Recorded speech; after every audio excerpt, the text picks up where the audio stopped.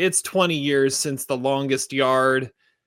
So let's talk about it. We're going to talk about an Adam Sandler comedy that explores football. So, Todd, you picked it. Tell us about The Longest Yard. Yeah, The Longest Yard, a remake of the 1974 Burt Reynolds starring movie. It's also got another actor that was in it. One of the guys playing golf with the warden was Knauer in the original. Oh, that's But cool. I don't know when I didn't see this in the theater. I don't know when I first saw it. It was probably a couple years later, probably because it didn't really get that great of reviews necessarily. And I mean, Sandler just made a million movies at the time, but there's something about like when I put in this DVD, this beautiful DVD, like yesterday, there's something about seeing MTV films pop up that just gives you that nostalgia. Like I was just like, it's like watching, The Perfect Score or watching Better Luck Tomorrow or Jackass or something. It's just like something about MTV films. It's just like they have their own like style of thing. And this movie kind of fits because there's a lot of music in it and Nelly stars in it. I think this movie is just awesome. Like I don't know what my actual rating is. I mean, this is like a 3.5 star movie for me. I think this movie is so funny, and it's not as slapstick as you would think, because like you think, okay, Adam Sandler making another football movie, The Waterboy is like absurd. This movie kind of takes itself seriously, and other than the opening like 10 minutes, you really don't see any Adam Sandler shtick in there, except for when you see the video of him with Cloris Leachman. Like other than that, like Sandler, it plays it straight, and I really like that. I think he's kind of convincing as an athlete. He looks good playing basketball, and he looks like he knows what he's doing with the football. The cast in this is insane. Like you have actors from every walk of life. The casting director is John Papsidera. He also cast Prison Break this same year, and he would be an Oscar winner at this point if they had the casting thing, because he had cast Oppenheimer. He's cast a bunch of stuff, and it is pretty incredible to find people like Nelly and Michael Irvin and Terry Crews before he was a thing, and get somebody like Joey Diaz. And of course, I was ready for the trivia question of movies with members of this cast, because I mean, obviously Jim Rome was in Space Jam, and Michael Papajohn, of course, was the guy in Spider-Man who steals the thing and whatever.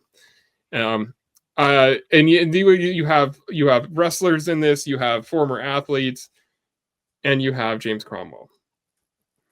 I don't know. I don't know why this movie works so well. Every time it's on, and it was on cable a lot. It was one of those I've seen the football scenes in this probably 50 times, because it's one of those movies that's always on that sequence of channels. I think it's better than the original version. The original version is a little bit more serious, but it's still I don't know that it really works as well as just seeing this, and with how much they boost into like the music budget and the actual football scenes actually kind of look legit. And it's a super fun movie, and one of the most underrated of Sandler's career, honestly, because it's he has all of his comedy classics. This is never mentioned, and I think people put this below Waterboy. I would never put this below Waterboy. This is such a fun movie. I'd put it below Waterboy, but I still think this is a good movie. Yeah, I think this might have been like the second time I've seen it start to finish. I've seen bits and pieces of it all throughout before, but I don't know. Yeah, it was one. I think you're the one that had the DVD, and that's how we watched it. And then I watched it on Canopy of all places. This does not sound like a Canopy movie, but it's a Canopy movie.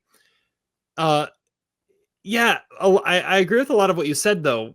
This doesn't feel like a Sandler movie, but like his imprint is all over this thing. And you're right, he's an athlete. Like he can actually hoop, he can actually play some football. He actually looks like he kind of knows what he's doing. The football scenes are pretty good. And it's just a lot of fun. And I'm sure we'll talk about at some point, there are some things that pop up in here. It is 20 years old, and 2005. There are some things that might age a little poorly, but I was watching it last night with my wife, and she was like, "Okay, that does not age as poorly as you think it would." and there are some things that are like, okay, that's not the worst thing in the world. Yeah, it's better than I remember it, for sure. Now, Zach, this is a first time watch for you. What did you think of The Longest Yard? Well, I'm thinking back to about a year ago when we did another Sandler deep dive of a movie that I had inexplicably never seen, which was Big Daddy.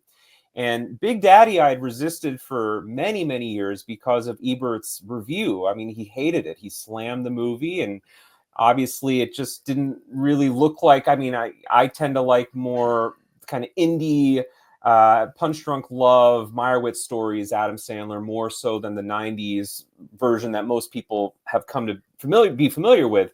I was very pleasantly surprised by Big Daddy, though. I must say that I enjoyed that movie. So I went into this one sort of hoping for the same results, and even a little bit more optimistic because Ebert inexplicably did give this movie 3 stars. His review is really interesting, and I'll table that for maybe a little bit later in the podcast. But I have to say, I thought this movie was really trash. I was not impressed with it at all. I try to be a good sport about these things. I can understand in 2005, maybe watching it when you're a teenager, it's fun.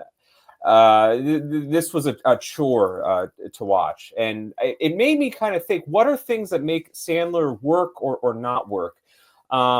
One of the things that irks me about movies that Sandler made of this era is there's like, this movie is so homophobic and sexist. It just, it ruins, I think, any sort of appreciation of it. There's jokes about, I think, very mean-spirited jokes about gay characters, like literally every 5 minutes of the movie. It's like a drinking game almost. You can't go a scene without some sort of homophobic remark in this movie.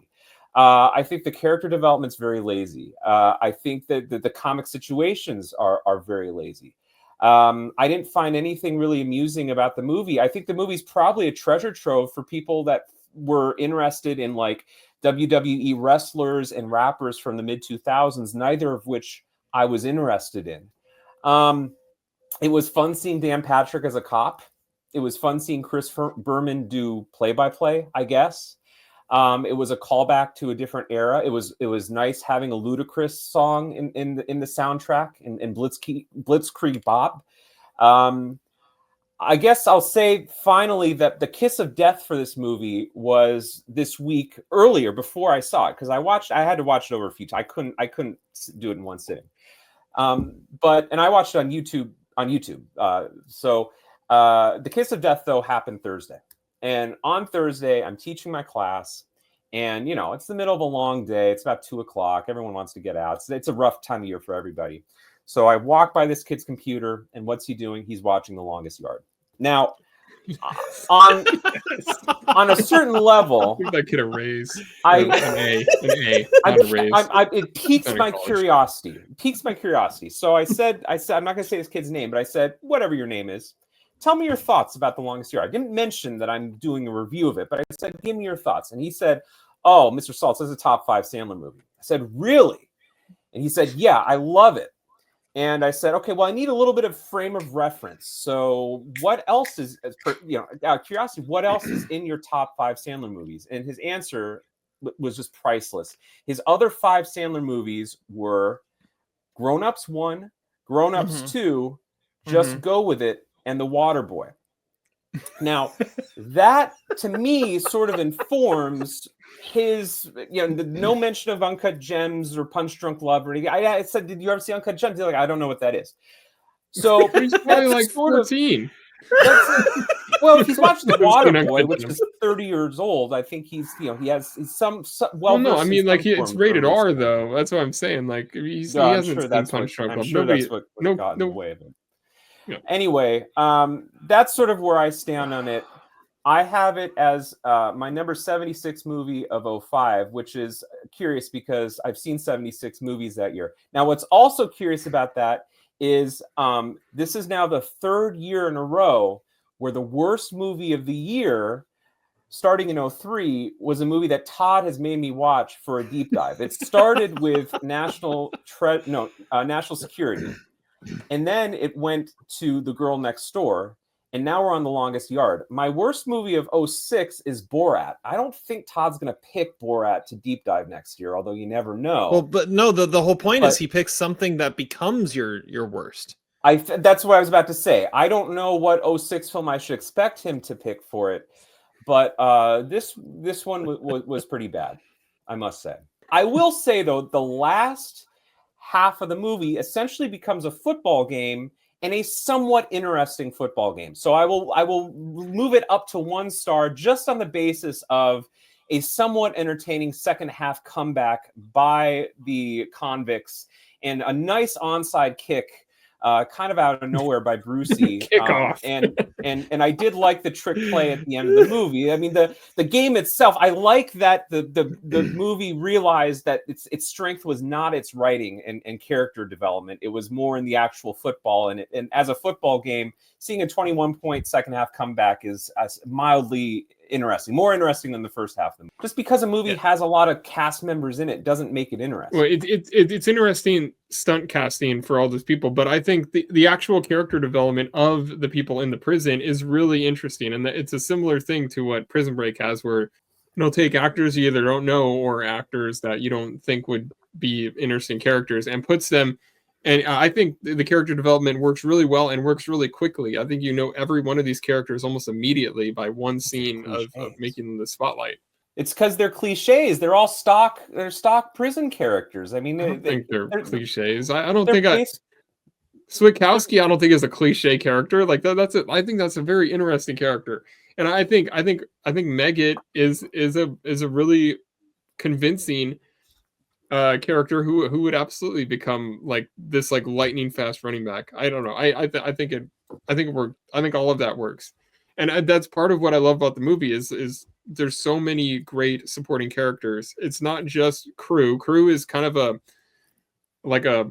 he's kind of a static character, but I mean that's how he's written, and it's weird because you have Sandler playing that, and Sandler is really good at playing a straight guy.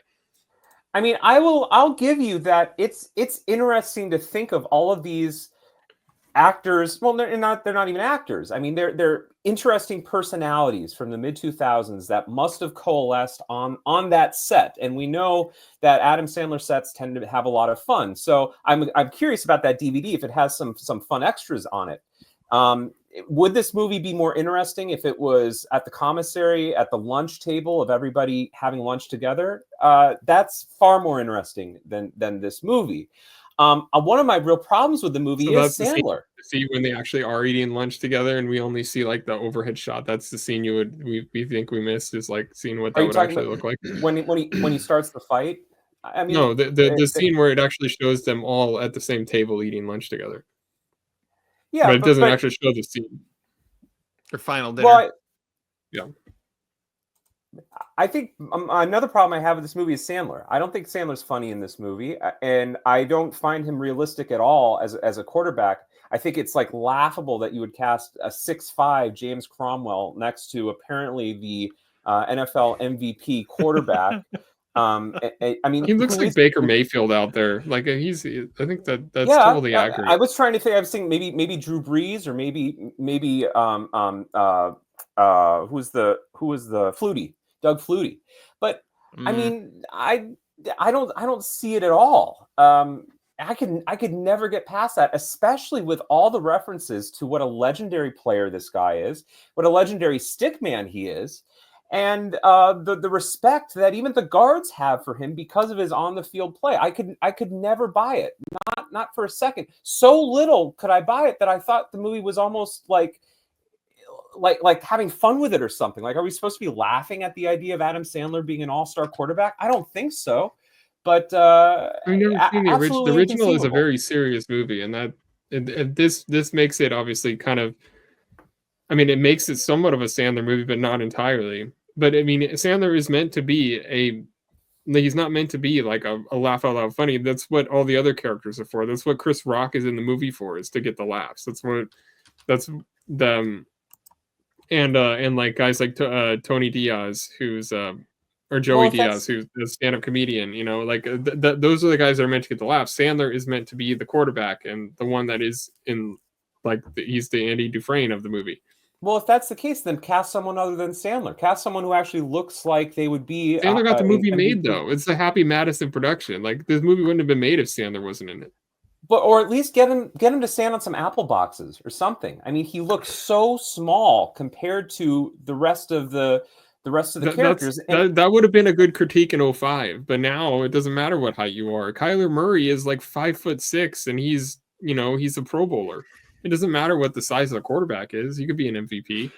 But in 05, that would have made 5'6" might be a stretch. It's not my critique of Sandler per se. My critique. Why is the screenplay obsessed with making him this legendary quarterback? Why not just make him a flop quarterback? Make him someone who maybe played a little ball in college. Why make him this ringer who's supposedly going to save the day and resurrect the guards?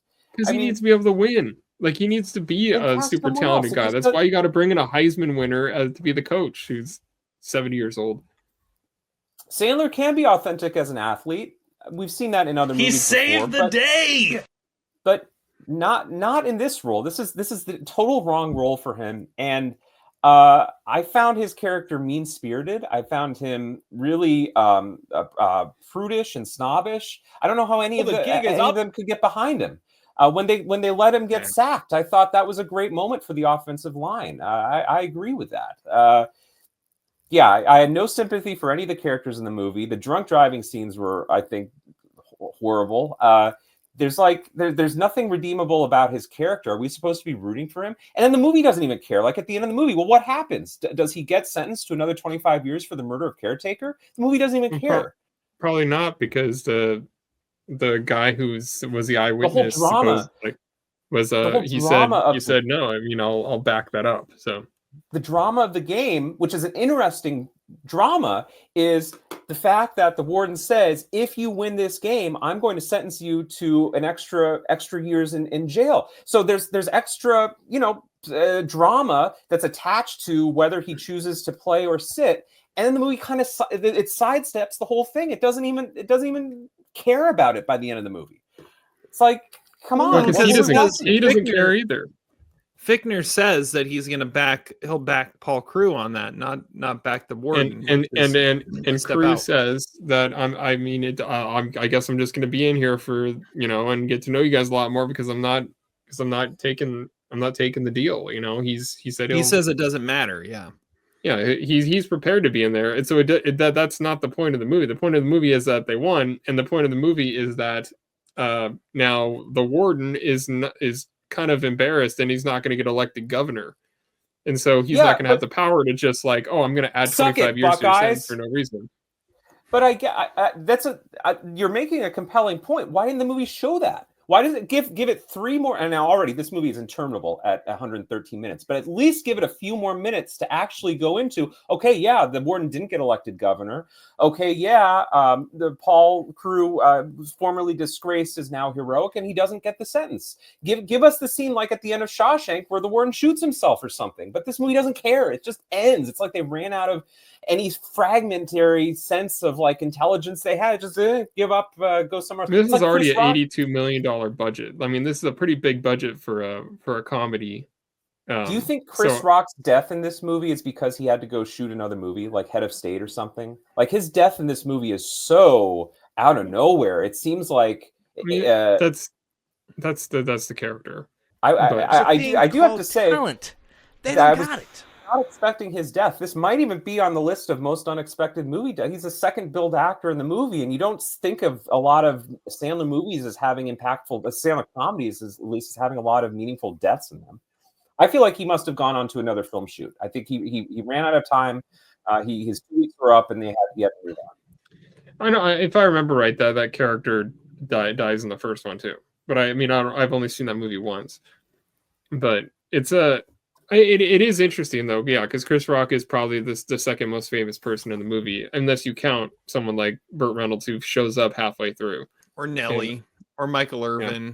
I do like Terry's call that, like, if this movie was made today, I'm not just like skipping to recasting, but like Sandler would be Nate Scarborough, because it's like in Sleuth, they pass the baton from one British actor to the next. You know, like it was Michael Caine and Laurence Olivier, and then the next time they made it, it was Michael Caine and Jude Law, and the next time they were going to make it, it's going to be Jude Law and somebody else. Like like Sandler graduates to be Scarborough, and they get a new crew. I like that. That was a good call. Highest war performance. I'm going Adam Sandler. Like someone who can be like a schlubby comedian, but also pull off being a legit athlete the way he does is rare. And no one can do that quite like Sandler can. So I'm going with him as the highest war. What about you, Zach? I'm going with, I don't know if this is highest war, but his presence was probably the most entertaining whenever he popped up on screen, and that's Terry Crews as Cheeseburger Eddie, excuse me. That character deserved better than this movie. I think that character could have been in like Naked Gun 33 and a third, or maybe a Police Academy movie. I like the gimmick with the McDonald's. I don't know how he's always getting access to it. I want to know how much money McDonald's was paid for in product placement in this movie, I guess. But it's nice seeing Terry Crews, and I think maybe he's also the minor character award winner, but he actually looks the part. And he delivers his lines well, and he was a welcome present. I like when he does. When Caretaker dies, I will admit one of the maybe 2 or 3 moments I chuckled was when he leaves the ceremonial quarter pounder on the tombstone. That was funny. and along with apple, the apple pie. Yeah, apple pie. Todd. Oh, right. Well, I mean, my highest score is Chris Rock, because his lines are the ones that are at the absolute funniest, and it would be only Chris Rock at that time. You know, like Terry's banner. You know, that's great. Just don't eat me. Or even when he's talking about when Terry Crews is doing his like whatever the thing is, and he's like, that's a big ass robot. You know, like it's just Chris Rock's tone and everything about him makes that character so perfect. And other than Gerard Carmichael, who do it a little bit differently, but like Chris Rock is one of a kind. I think he kind of he probably helped get this movie made. That's fair. That's fair. The Bill Paxton Memorial worst performance goes to who, Zach? Man, I think Burt Reynolds is phoning it in this movie. Yikes, is all I have to say. I hope he collected a big The assignment too. was phoning it in, though. I mean, it looks like he's reading off cue cards. There's like zero affect in his voice. There's stretches when he disappears in the movie. Burt Reynolds, keep paying them checks.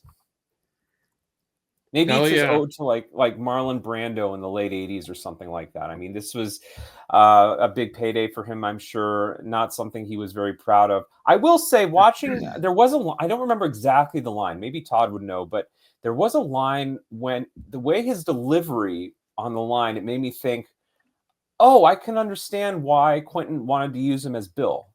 I could see it. It sort of fit. But alas, history was not the history of Burt Reynolds' career. R.I.P. Well, he was going to be in Once Upon a Time in Hollywood, of course. Right. Yeah. Todd. Worst performance, I have Sandler regular, kind of Walter Williamson as Errol Dandridge. What does Sandler say? Looks like Colonel Sanders kept eating his own food or something like. I remember what he says, something like that. That guy, I just don't think he's very funny or good in much of what he does, but he always pops up in these movies. I don't even know what his role is. Like, who is he to the warden? His political strategist or something like that. Yeah, I'm not really sure what that means when you're not a politician. But yeah, I was shocked that this was the second football movie that Sandler did with a Colonel Sanders character, and they were played by different people. Like, why wasn't this played by the guy who played it in Waterboy? Or why wasn't Walter Williamson the guy who played it in Waterboy? It should have been. I don't know. That's a good call, though. Good. Yeah. All right. I went with David Patrick Kelly as Unger as the worst performance. He fast. Yeah, he's just kind of, he's horrible in this. But I don't know. I wrote that down early on, and now I've kind of gained some respect from knowing that he played Truman and he's a Warriors guy. So maybe I changed that answer, but I didn't want to right now. All right. The minor character triumvirate goes to who, Todd? Oh, let's see. The Amazing Larry, Big Tim High Roller. There's a lot of good answers here. I will go. I mean, I'd be lying if that wasn't Big Tony. Big Tony's awesome. It's my banner. Can of corn, and I'll be fine. Can of corn. He's so good. He's so funny, and he's so fat. It's just so it's a great character. Matt Damon, what movie are you in? I mean, it's kind of Courtney Cox. I mean, it's one of those like weird castings too, where she's not even credited, and she was like a huge star at the time. And then minor character who causes the movie to happen. I guess it's Switkowski, because I think he's the first that when he agrees to join the team, that's when they first thought like, oh, we actually have somebody who looks like they could play a sport. So I guess it's Switkowski. All right.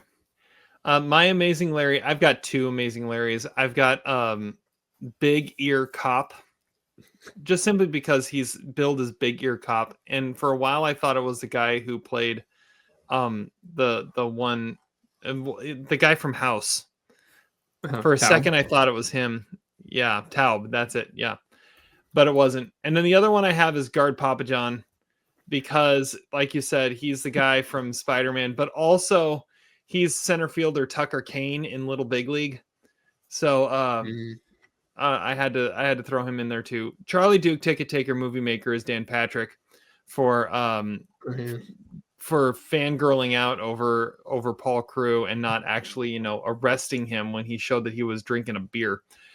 And then Matt Damon, what movie are you in? It's Terry Crews. Cheeseburger Eddie has no business being in this movie. Like every time he pulls out a cheeseburger, you go, was that really necessary? Zach mentioned like how much did they have to pay for product placement? I think they had to pay McDonald's, because I don't think McDonald's wants you pulling cheeseburgers out of his pants. He also does quarter pounder at one point. I thought that was interesting. Yeah. So that's my pick. Zach, what do you got? All right. My minor character in the movie is Brucey. I'm intrigued for no other reason. First of all, I didn't know Turturro had a brother, and I feel like John Turturro is to Ron Howard what this guy is to Clint Howard. I mean, he should have some Clint Howard-esque roles.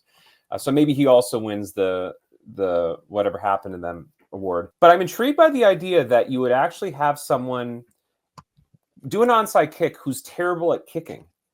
I wonder if that's ever been that's ever happened before, because it's probably not a bad philosophy about how to kick an onside kick. I mean, the strategy only one person knew about it though. only one person knew to recover the ball. Strategy is intriguing, because you think about all these kickers who try to specialize in doing it, but what you're specializing in is essentially chaos. So you should have someone who doesn't know at all what they're doing. Anyway, I'm intrigued by that strategy. It's the only reason. Nicholas Turturro's first role was in Do the Right Thing. Oh, interesting. So I didn't know he was in that. He plays a policeman. My Matt Damon goes to Dan Patrick, because what is he? I mean, you got Jim Rome playing himself. You got Chris Berman playing himself. Did Dan Patrick say, yeah, I'll be in this movie, but I don't want to play myself. I actually want to play a character? And it's like there's no acting. I mean, he's just there's Dan Patrick as a police officer for some reason.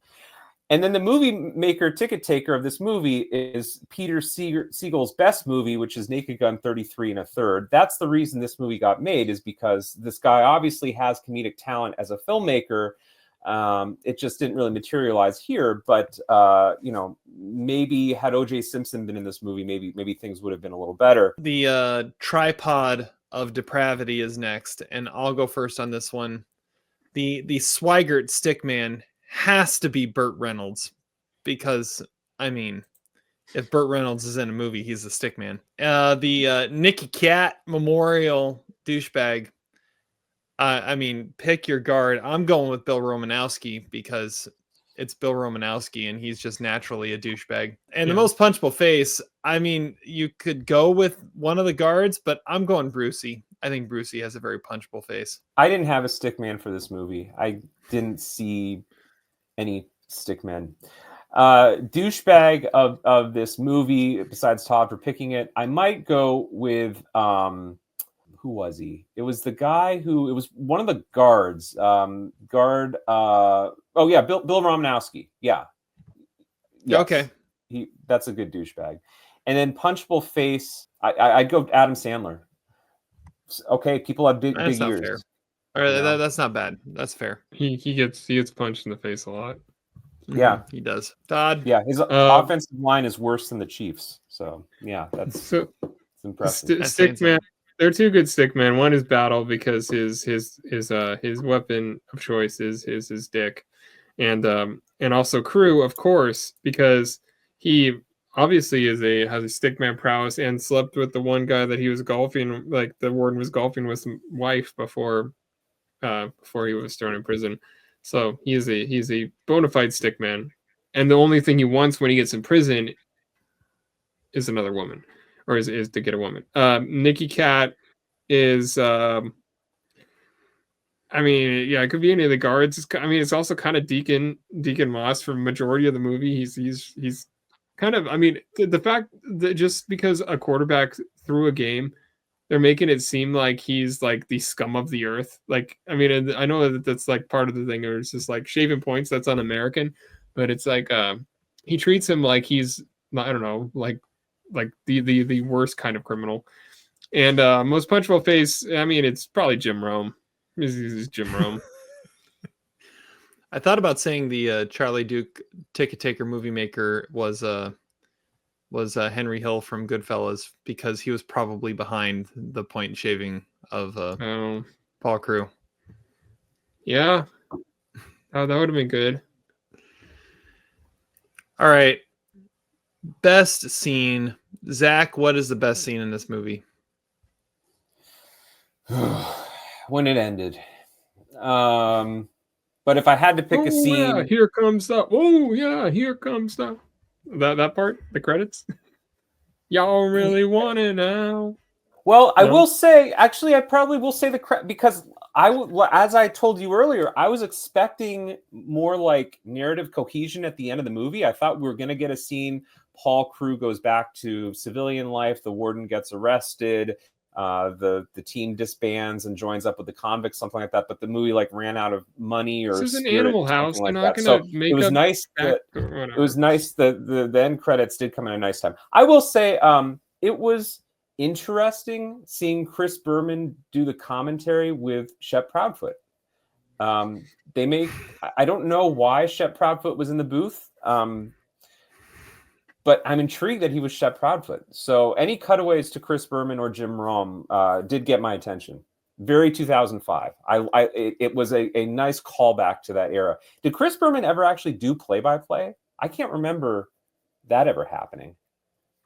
If he did, it was a long, long time ago. Some home run derby.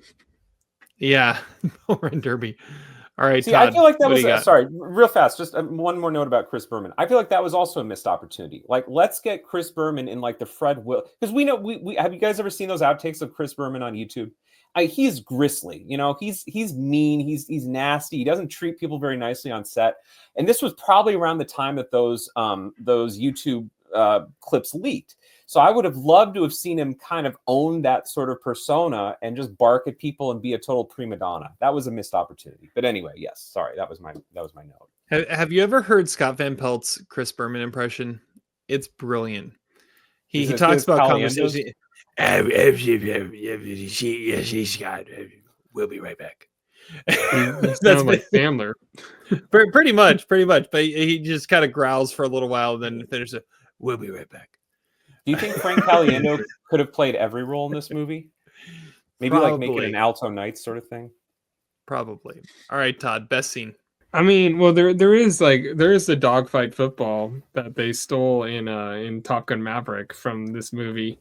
That's basically what. But I don't know if that's really a great scene. I just noticed that I was like, yeah, that's the Top Gun Maverick scene that they used to bond with each other. I really like the ping pong scene because I love ping pong, and that's when they get out of play, and then you see Papa John being like, oh shit. I mean, just seeing people play ping pong in a movie is it's more cinematic than you would think. So yeah, what the ping pong scene. I have down for best scene the one-on-one between Sandler and Michael Irvin. That's a pretty great scene, and how he's using it to earn the respect, and it totally works. And yeah, that's what I got. Nelly. No. Yeah. Yeah. I like how Nelly's always got a toothpick, and then the one guy who likes Joy Behar is always he plays football with a cigarette in his mouth. It's very like 1920s Yankees of him. Any conspiracy theories? Where aren't you going to ask me the scene that I missed? Oh, what I mean, I figured that since you said the movie was already an hour and 42 long, that it's not a scene I missed, but it's an actor who I feel like could have actually helped this movie, and another missed opportunity. I think Norm Macdonald could have been funny in this movie. I don't know what he would have played or what capacity he would have been. Maybe he could have done the commentary with Chris Berman. Maybe he could have done his celebrity persona, Burt Reynolds, alongside Burt Reynolds. But this movie needed Norm Macdonald in it. It bumps up at least a half star if Norm Macdonald's in there somewhere. Norm and Buscemi both needed to pop up somewhere in this. Buscemi could have been Unger. Yeah, I was just thinking that right before you said that. I was like, dude, yeah, that's totally a Buscemi, like slimy little like asshole role. Yes, that would have been a great spot for him. And yeah, Norm, I agree. Norm needed to be in this movie. Yeah. That is the best point you made today, Zach. Thank you. Besides my Lay's question, if I make 2 great points, that's it. I'm done. Mic drop. That's what I'm here for. I have a fetish. And it's Norm Macdonald. LVP, MVP, wait, and then Regal quote. Oh, quote. Yeah, sure. Regal quote. I mean, I like if you're going. I don't know what the iconic line is in this movie, but like it's the game ball. The way that it's the game ball. Yeah, the way that Fichtner says that is pretty awesome, and that scene, it also pops up in the first movie. That's kind of like the iconic moment, and it does get to that point where it's like he starts jogging off, and you're like, where the hell is he going? And but yeah, it's the game ball is a good line, and I also wrote down that's a big ass robot, or basically any line that Chris Rock says, or I'm glad you are back. Now I do not have to stab you.